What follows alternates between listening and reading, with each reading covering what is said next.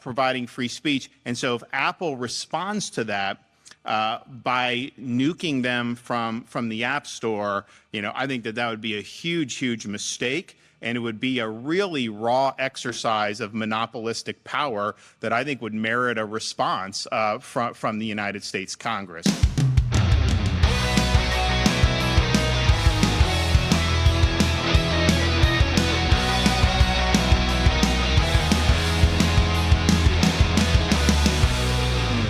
Our lead story of the day is regarding Florida Governor Ron DeSantis weighing in on the feud between Twitter and Apple. Now, if you haven't heard, Apple is possibly, hasn't happened yet, but possibly going to remove Twitter from their App Store as well as Google, which would be a massive hit towards Twitter, which Ron DeSantis will cover in just a moment with a clip here. But this did happen to Parler previously, which was a social media app, virtually like Twitter, that was pro-free speech. And Apple used the whole idea of, well, they're not meeting our terms of service, and the same thing with Google, so we're just not going to post them on our App Store unless they basically meet our demands.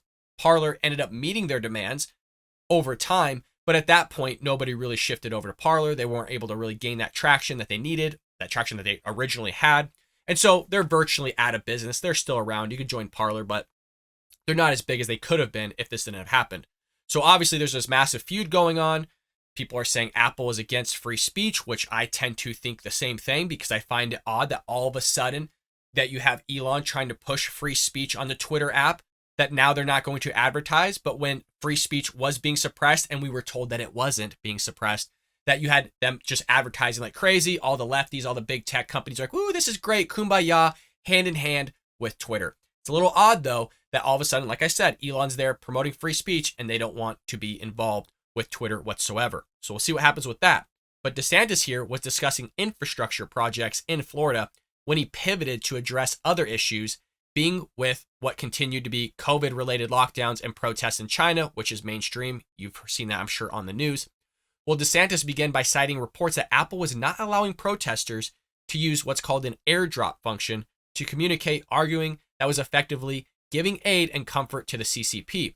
So again, Apple finding their way to dip their foot where they don't need to be dipping or putting their nose into something that they don't need to be putting in, suppressing free speech. Well, here's Ron DeSantis talking as much. There's reports that Apple is not allowing the protesters to use this airdrop function where they're trying to communicate. That obviously is providing aid and comfort to the CCP. And so you see that report, and that's very concerning. And then when you also hear reports that Apple is threatening to remove Twitter from the App Store because Elon Musk is actually opening it up for free speech and is restoring a lot of accounts that were unfairly and illegitimately suspended for putting out accurate information about COVID. That's like one of the main things that's being reinstated. So many things these experts were wrong at, and you had people on Twitter that were calling that out.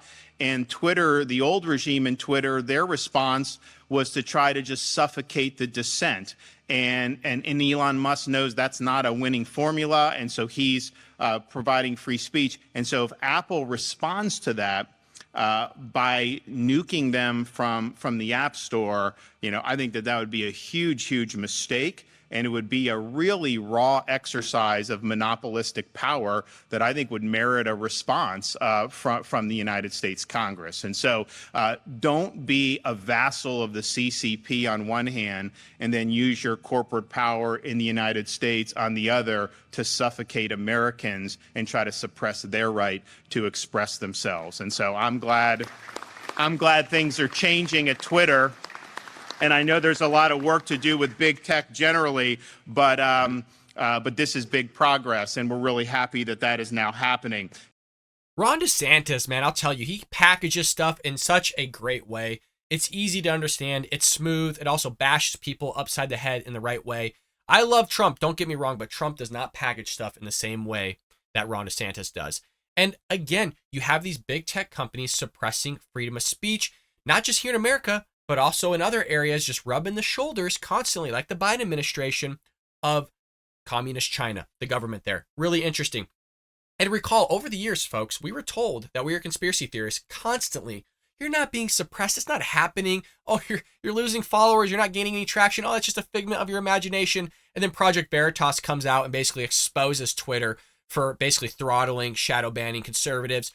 Just as Ron DeSantis just said, that you literally had conservatives being cited for misinformation or sometimes even disinformation, the Hunter Biden laptop, for literally saying that a biological male is in fact a male. You want to know who was removed off Twitter for that? Jordan B. Peterson and others. Charlie Kirk was removed. The editor of the Federalist was removed. The Babylon Bee was removed for literally saying a fact is an actual fact. But because Twitter was ran by these woke progressive leftists with pigtails and blue hair and everything, now they're all losing their ish and going after Elon Musk, which moves us into the extended story here regarding Twitter and Apple. Twitter CEO Elon Musk's Diet Coke tweet sparked reactions from liberals in the media on Tuesday who found a deeper meaning behind the billionaire's favorite drink. They're basically treating Elon Musk here in the same way that they treated Trump, where any tweet now that Elon Musk literally posts, it goes viral and everybody loses their ish over it. And now the libs are going so crazy because he posted a gun, some Diet Coke, and a picture. So I'll show you in just one moment here. But Musk tweeted a picture of his bedside table with several basically Diet Coke cans. If you know Trump loves just Coke in general. Coke's the best product. It's nutritious for you. There's value in it, folks. There's value. It's an American institution. But he also had a pair of prop guns, a Buddhist symbol, and a painting of George Washington crossing the Delaware River. Basically anything and everything that will sit there and target and trigger the left. Elon Musk posted in one photo here. This is the photo. This is where the left are just enraged over it, folks. They're crazy. They don't know what to do. Their head is spinning right now. And so they target this man for this tweet. So what were they going after him on this for? So Musk has professed multiple times on Twitter, if you recall, that he enjoys the beverage. This isn't anything new, folks. He followed up this picture by confessing there's no excuse for his lack of coasters and by calling himself Elon Musk. Musket. I am sick, folks. Bear with me.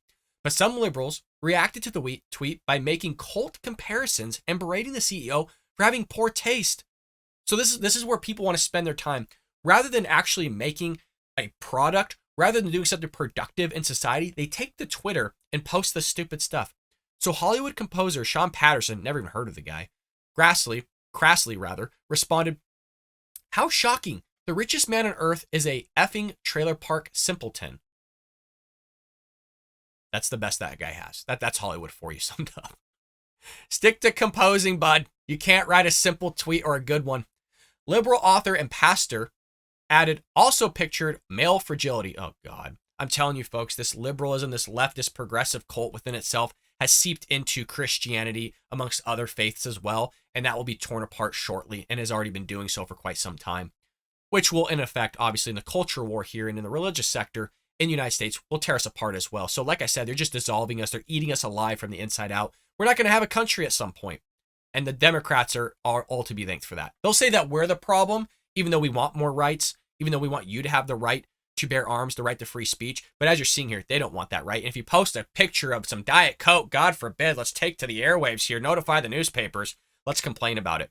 Another person wrote, too much Diet Coke can cause severe depression. I don't know where that came from, but hey, this is what they sleep about, folks. This is what they dream about. It's hopping on Twitter and going after Elon Musk now. Others took issue with guns and photo of Washington. Of course they did. It's patriotic. It's something they don't like. They don't want the guns. We've seen that from Joe Biden himself. He wants to remove semi-automatic weapons, firearms. NBC News national security analyst Frank Figlizzi, I don't even know how the heck you can pronounce that last name, said about the gun props, thank God they removed the trigger for you.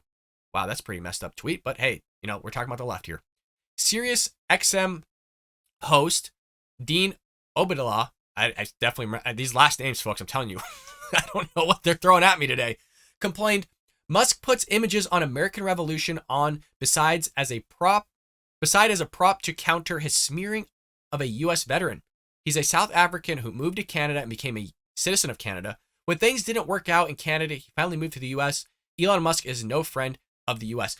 If anything, this actually promotes how great the U.S. is and that you can grow up in South Africa, not be successful in Canada, and then come and be extremely successful in the United States. Talk about the American dream. Am I not right? Be an immigrant, come to America and prosper. If anything, this is a great tweet. You're literally emphasizing that America is a great place, that you can be anything you want to be and become one of the richest people in the world and just buy Twitter cash.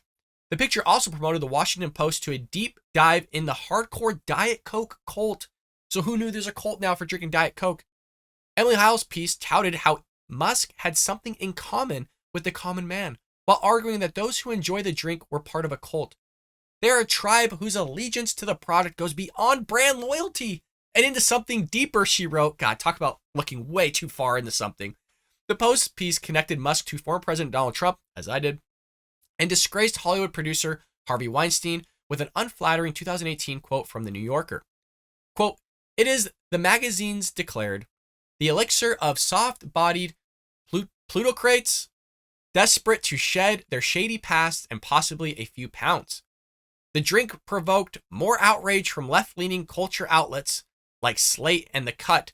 Irrelevant entertainment blog Gawker mocked Musk's drink of choice as one of the psychos with no taste. So because you like a certain drink, all of a sudden you're a psycho. The guy loves free speech, the progressive left, and some of the Democrat Party, a pocket of them, as well as big tech, don't want free speech. But that's not psycho. That's not crazy whatsoever to allow people just to voice their opinion. What isn't psycho is to suppress free speech, remove, deplatform people, censor them, be in bed with communist China. All that stuff's okay. But no. If you just drink a Diet Coke, let's lose our minds over it. This is progressive left for you folks. I hope you enjoyed that clip from the Bald Brad Show. If you did, make sure to hit that subscribe button so you can stay up to date on all our future content.